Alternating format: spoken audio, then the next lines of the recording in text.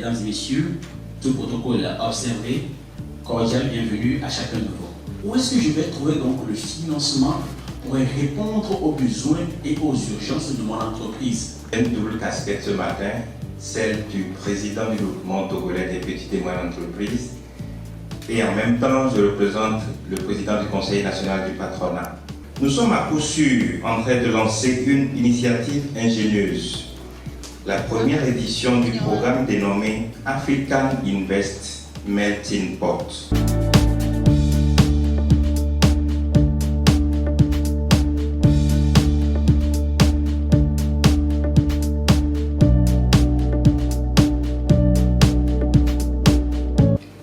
Excellences, mesdames et messieurs, le programme Africa Invest Melting Pot que nous avons mis en place vient renforcer ces efforts en proposant une approche innovante et différenciée qui répond aux besoins spécifiques des PME, des PMI et même des startups. Et notre programme s'appuie sur deux outils primordiaux. Il s'agit du fonds de garantie hypothécaire et ensuite l'académie juridique, fiscale et financière pour accompagner dans ces entreprises à être crédibles, éligibles, fiables pour l'accès au financement.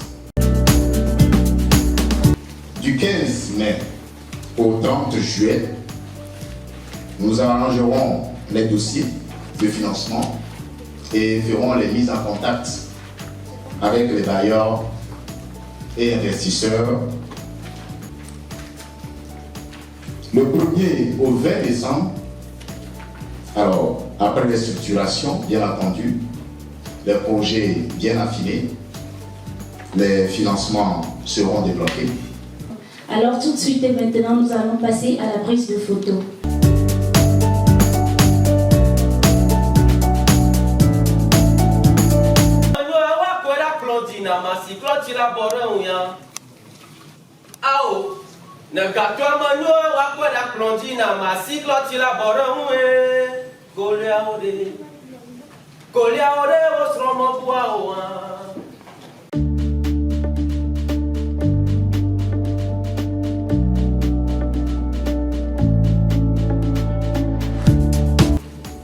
J'ai parlé tout de suite des financements Murabaha.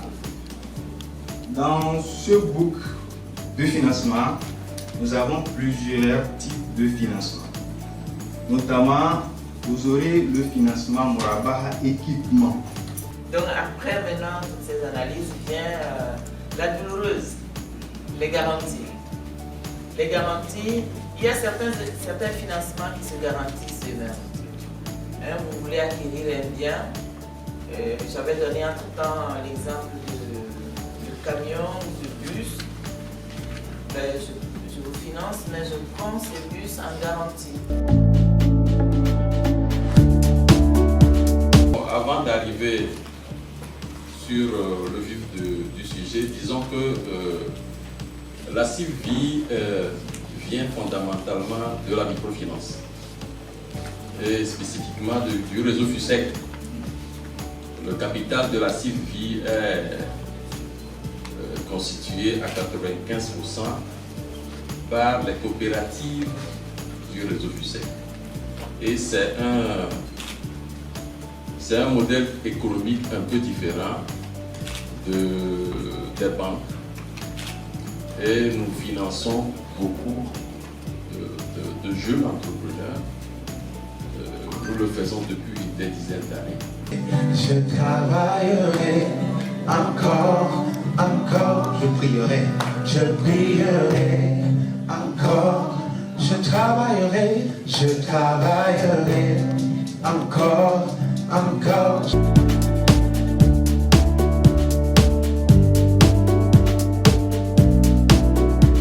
Faisons la promotion de l'entrepreneuriat, que ce soit les entrepreneurs qui sont à leur début, c'est-à-dire les nanos, les micros, les petites et les moyennes entreprises. On est une structure qui se veut assez légère et qui traite les questions d'ordre financier et d'ordre technique en matière de résolution des problèmes d'accès au financement des PME-PMI.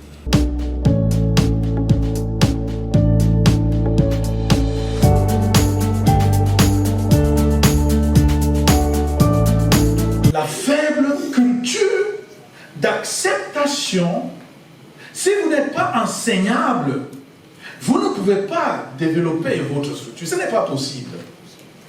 On veut se protéger contre le faible taux d'enseignabilité des entrepreneurs.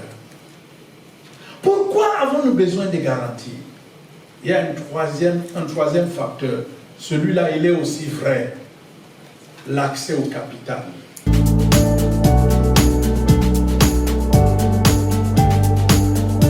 Je pense que ce matin, nous avons eu de très bonnes discussions et beaucoup de connaissances également qui nous permettront désormais d'accompagner nos organisations, nos entreprises, mais aussi de fédérer nos forces, nos énergies pour construire une bonne économie.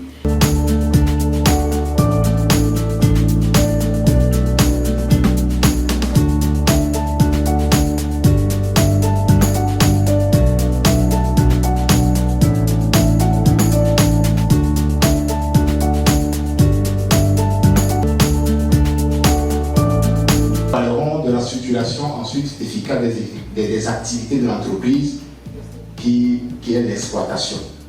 Voilà. Comment est-ce qu'il faut structurer l'entreprise dans le cadre de l'exploitation sur le plan opérationnel.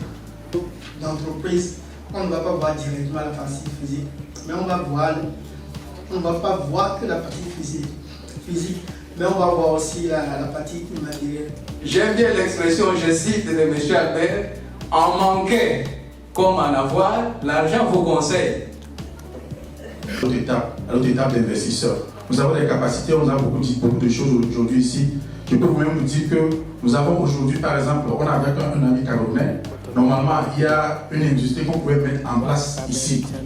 Une industrie, par exemple, de fabrication des couveuses de bébés qui sont de fabrication africaine, mais qui peuvent concurrencer ce qui est en Europe. Et avec African Invest Melting Pot, il y aura une session spéciale sur l'investissement. Ce seront des partenaires, une session spéciale sur l'investissement. Ils doivent aussi comprendre si je dois traverser ma frontière pour aller de l'autre côté, quels sont les enjeux. Je pense qu'il y aura toute une académie, on va mettre ensemble pour pouvoir faciliter justement, si je suis d'un pays anglophone, quelles sont les régulations par exemple au Togo. Il y a des choses que j'aimerais importer par exemple, exporter vers le Togo. Quel est le partenaire éligible? Quels sont les critères? Ce que l'État recommande. Je veux bien que, chers amis, vous lancez des cris, des ovations pour les Béninois. Les Béninois sont là. Oui. Je voudrais également qu'on souhaite bonne arrivée et bon vent au Burkinabé. La République démocratique du Congo, nous vivons avec eux. Nous sommes dans leur Congo. Je dis bien, chers amis, vous tous qui êtes venus de loin, merci, des ovations pour vous. Nous voici à la fin donc de cet événement, le lancement officiel du programme African Invest Melting Pot, un programme, un écosystème destiné à faciliter l'accès au financement des entreprises africaines à travers l'amélioration de leur crédibilité et éligibilité au financement. Je voudrais qu'avec ovation, avec de grandes ovations, nous puissions clôturer cette soirée avec des cris de joie.